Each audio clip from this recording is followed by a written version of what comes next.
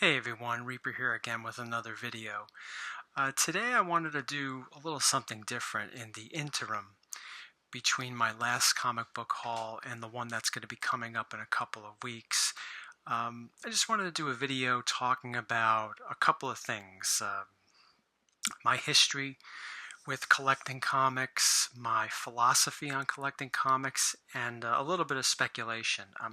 Pretty much got the idea to do a video like this from the great legend. He recently came out with a video, a live show a couple of weeks ago, talking about a variety of different things, also including the Mandela effect, which is a pretty creepy phenomenon. I've experienced a lot of the things that he said in that live show, but for more on that, check out Great Legends video, live chat a few weeks ago.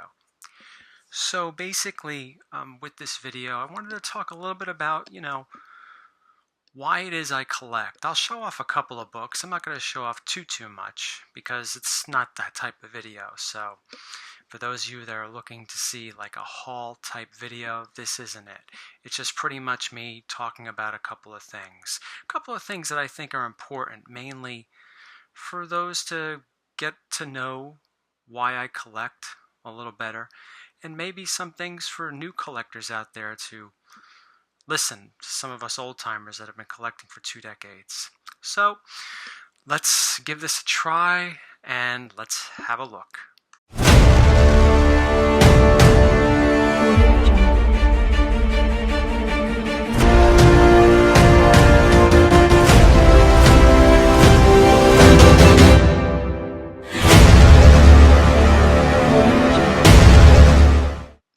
Okay, everyone, let's go on with this. So I thought I would talk a little bit about my history on why I started or how I started collecting comics. My first experiences with comic book characters were with the DC characters when I was a kid. When I was in first grade, I dressed up as Superman, and I had one of my favorite shirts to wear was an Aquaman shirt, believe it or not.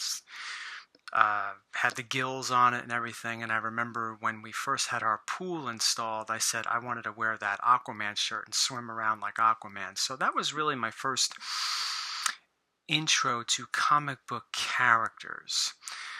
It was through the DC characters like Superman and Aquaman, and I knew who Wonder Woman and several others were. But the first time I ever bought a comic book was in, I believe, June 1989, and it was this one right here. Yes, I went to go see this movie. For those that are from central New Jersey that might remember Movie City 5, that was connected to the back of Toys R Us off of Route 1. That's where we used to go see movies.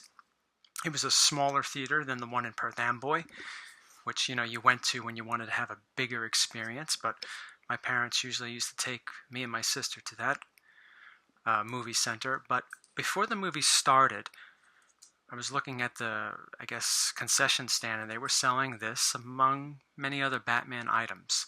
So I had asked my mother to get it, and I read through it. Probably shouldn't have, because it was right before the movie, so I had a funny, I found out what happened, at the end of the movie without actually seeing it by reading this book. But I didn't care. At the time, I was 11 years old, so I didn't mind. But this was the first time I ever got a comic book. Now, it didn't necessarily make me want to collect other books. That didn't happen until maybe about a year later with Tales from the Crypt. I originally started watching the TV show on HBO, and I saw, the Crypt Keeper would always open up the book that looked like a comic, and I said, wow, these were comics? And at that time, Gladstone was doing a bunch of reprints from the Tales from the Crypt, the Haunt of Fear, the Vault of Horror from the 50s. So I would go to the comic book store that was in Woodbridge Mall, Heroes World, I believe it was called. And I started getting books. And then from there, I got the collected hardcover sets. I have the Tales from the Crypt, the Vault of Horror, and the Haunt of Fear ones, but this was the first one I got, the Tales from the Crypt set, and I started naturally with Volume 1.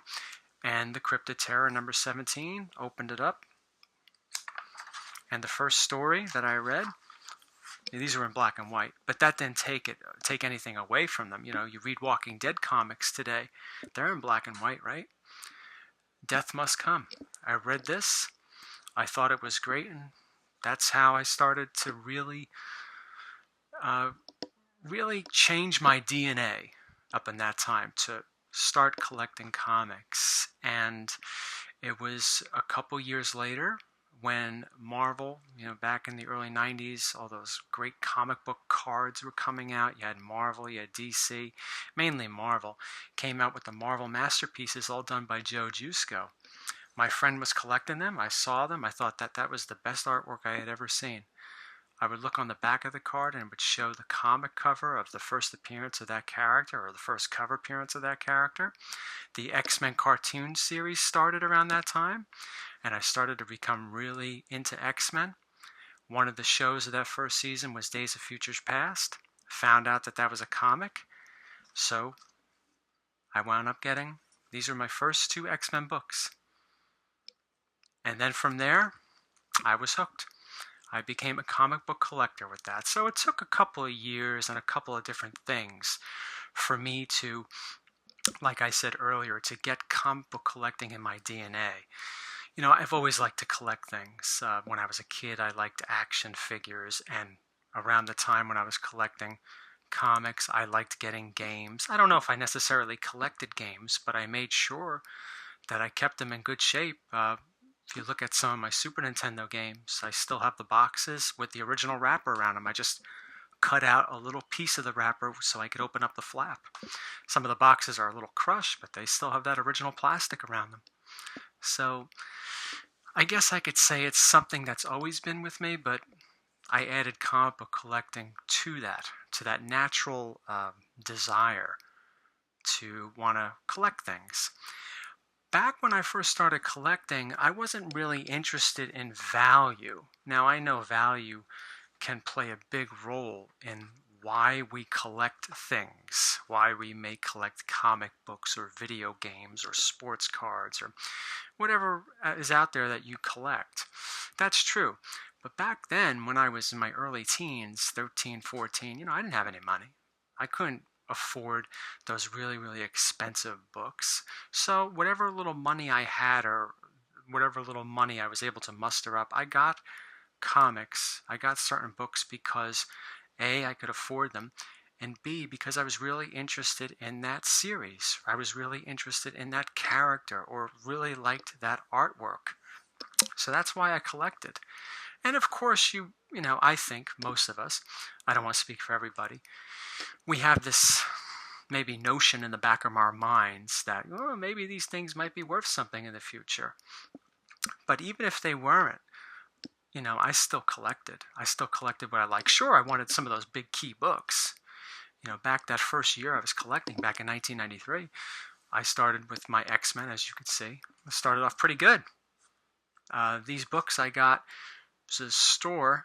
I had them sent to me because I found out the number off of Wizard magazine, I believe. St. Mark's Comics at St. Mark's Place in the Village in New York City. They always had a great comic book store, and the first time I went there was maybe about 13 years ago, and it's a little dump. I thought it was, but they had a lot of good stuff. So that's where my first X-Men books came from. So that's pretty much a history on how I got into comics and why I like collecting, because I've always had that desire. For those of you out there that like to collect things, you may know the feeling. It's not just, I never really collected anything until I started collecting comics. No, I've always liked to collect things. I've always liked to look at things and say, wow, this has a history to it. X-Men #1, this was on sale back in 1980. What was going on at that time in the world? What was going on at that time where this was being sold? United States, what state? Those are things that I sort of try to make an attachment to and I think about whenever I collect something that's, somewhat vintage or somewhat collectible. Those are the things that I think about, and it complements all the other reasons why I collect. So there's been a lot of talk in the YouTube community recently about collecting what you like. A lot of people say this term. And it's true. You really should, this is really for those of us out there that are struggling with this concept, or those of you that are trying to get into comics or would like to get into comics. You really should. Now, I'm not the originator of this saying, but you really should collect what you like. I mean, I'll get into some other points about that. You really should find what your passion is. Ask yourselves, why do I want to collect? What is it? What's driving me to collect comic books? Is it because I'm thinking that they're going to be valuable in the future and I would like to sell them and make money off them? Okay, the way you collect is your business, but I can only give you my opinion on why I collect, and it may be in the same lines of why you collect, it may not be. But I collect because, like I said, I like to collect things. I like the history attached to things. And of course, in the back of my mind, well, this might have some value, or this has value. That's always cool. I'm not going to deny that. I've flipped several books over the years to get better books. So, obviously those books were of value so I could get other things. And it certainly helped, But another term that I hear is, I'm not necessarily saying this to anybody in the comic book community, that you should have a variety in your collection. What does that even mean, besides the literal term of variety? Why do I have to have variety? It goes back to what I'm saying. Collect what you want. If you like to collect X-Men, if you like to collect old X-Men or new X-Men stuff, there's nothing wrong with that. Don't let somebody make you feel like your collection is not good enough because you don't have enough titles. You don't have a variety of things. I will say this and I'll say it again later. You got to collect obviously you got to collect what you like, but another take on that is you got to collect for yourself. You have to be comfortable with your collection. You got to be comfortable with what you have. You got to be comfortable with what you don't have. It's not a competition, and you're not really out there. I mean, yes, we all show our books. I show my books. Other great YouTubers show our books both on Instagram, Facebook. Yeah, that's all cool and everything. But you got to be, at the end of the day, be happy with what you have and not necessarily worry about what other people think of your collection or your collecting habits. It's all for you. So don't let those things bother you. If you're a new comic book collector and you say to yourself, hey, I really like these variant covers, but I hear people saying, variants are not so good. You should collect older books. Collect what you want. It's up to you. It's you're not collecting to impress me. You're not collecting to impress him or her or whatever. It's what makes you happy. At the end of the day, when I come home and I want to look at my books, I'm happy with what I have. I get joy seeing that I have this book or that book or whatever. Not at books that I think somebody else is going to like. Do you know what I mean? So those are some things that you should really think about. Why am I collecting? Am I collecting for me, or am I collecting for somebody else? And be quite frank, if you're collecting for somebody else or the approval for somebody else, you will never be happy. Never. And in the end, I think will be a waste. That's just my opinion. We've touched up a little bit about a couple of things. Touch up a little bit on my philosophy, and I've pretty much said a lot of that. I collect for me. It's like the way I look at playing video games. I use some cheat codes to play video games because it makes the experience more enjoyable. Some gamers might think that that's cheating, and it is cheating, or you're not really playing the game the way it was meant to be played. Once again, I play games for me. I bought this game or that game. I spent this money on that game because I wanted to get the experience that I wanted to get, not the experience that you feel I should have. And it's the same thing with comics. There's another book. I promised I'd show a couple of books. I probably should have showed this a little sooner. Most of the books that I buy, I mean, granted, not all of them, but most of the books, including the one I just showed and the ones that I showed earlier, have special meaning for me. I like collecting things that have a story. I didn't get the first appearance of the Punisher back in February 1994 to impress anybody, or to say, well, it's the first appearance of the Punisher, I need that. I got the first appearance of the Punisher because I liked the character, and I really wanted to get a really nice looking book for myself to give legitimacy to my collection in my mind, not in anyone else's mind. And you've heard me, if you watched other videos, about my desire to collect Batman books, to get the villains, to bring legitimacy to my Batman collection. That was something that I felt. I wasn't in competition with anybody. I was feeling that way because I wanted to have a nice Batman collection, or what I thought was a nice Batman collection. And that's why I went after some books. And we've seen this one. You see this one over and over again in a lot of my videos because it's meaningful. It's not just, well, I needed Detective Comics 140 to check it off a list and put it up on the wall, and that's that. I never looked back, never thought of it again. No, this thing has been on my wall for well over a year and a half, because I enjoy looking at it. I take it down and I look at it. I talked earlier about the history. Wow, this was on sale.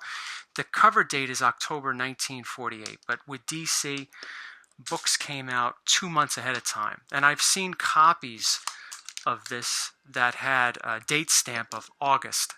So I assume August 1948. What was going on in the world in 1948? What other books were on the rack with this? What are some of the things that this has seen? If this thing could talk, if this book had life, how many owners did it have? What did it see in the various homes that it's been in? What was the longest amount of time it's been in a home? These are just some things I think about. Maybe I overthink about it, but some might say. But the point is, it has meaning. It's another book. When I first started collecting, this was one of the books that I wanted to get, but I never could get it because it was, pretty pricey. But when I was finally able to get it, it had meaning because it was tied to back when I was a kid. When I was a kid, I said, I would love to have the first appearance of Galactus. I'd love to have the first appearance of the Silver Surfer. And that finally came true when I bought this book. And so it had meaning. So that's pretty much what I'm saying when it comes to my philosophy. Yeah, you collect what you like, but collect for you.